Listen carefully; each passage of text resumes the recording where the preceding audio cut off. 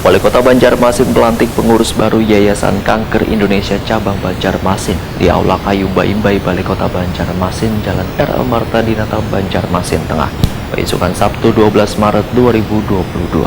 Hadirnya Yayasan Kanker Indonesia Cabang Banjarmasin ini dapat membantu serta memfasilitasi wan menjembatani bubuan menyintas kanker yang berhimpun di berbagai organisasi kanker di Banjarmasin.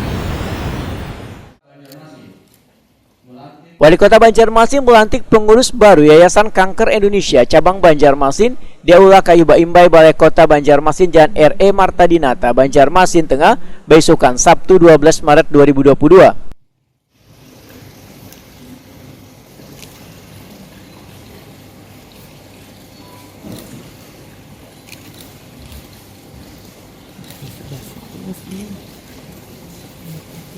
Wali Kota Banjarmasin Ibnu Sina Wayatakuni Prima TV berharap hadirnya Yayasan Kanker Indonesia Cabang Banjarmasin ini dapat membantu serta memfasilitasi dan menjembatani bubuan menyintas kanker yang berhimpun di berbagai organisasi kanker di Banjarmasin. Ibnu Sina mengakui hampir 2 tahun ini pemerintah hanya terfokus pada pandemi COVID-19 sehingga peningkatan penyakit jantung, kanker, asma yang juga berdampak pada kematian justru terabaikan. Ibnu Sina berharap hadirnya Yayasan Kanker Indonesia Cabang Banjarmasin bisa menjadi mitra pemerintah untuk bersama-sama dalam membantu bubuan penyintas kanker di Kota Seribu Sungai ini.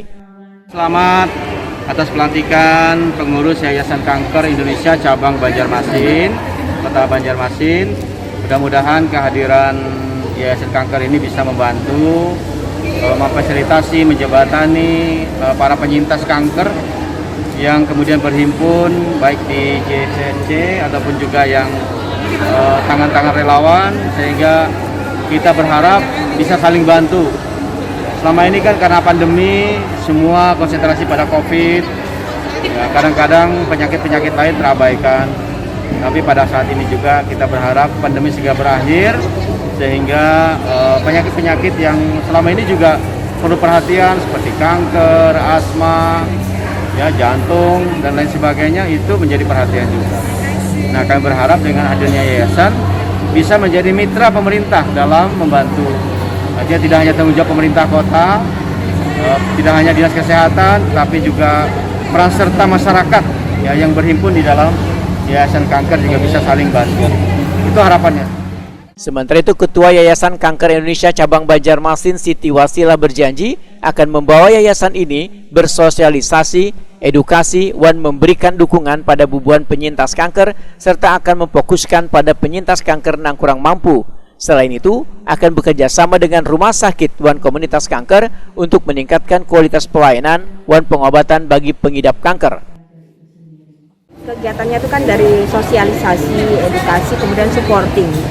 Jadi kita sifatnya sebagai mitra pemerintah. Program rutin ya tentu saja yang kaitannya dengan penyebarluasan informasi, ya, kemudian pendampingan para penyintas, ya, lalu bekerja sama dengan lembaga-lembaga yang memiliki rumah singgah. Nah, jadi yang menjadi concern kami selama ini mungkin ada di antara warga tidak mampu yang perlu support untuk penjemputan ke tempat perawatan seperti itu. Termasuk juga jika memungkinkan kita mengadakan layanan home care tadi seperti yang disampaikan oleh Bapak.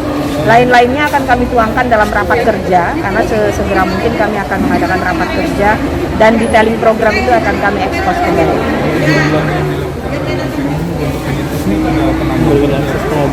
Selama ini kita memantaunya baru lewat rumah singgah ya, dan kalau rumah singgah itu lingkupnya Kalsel-Kalteng.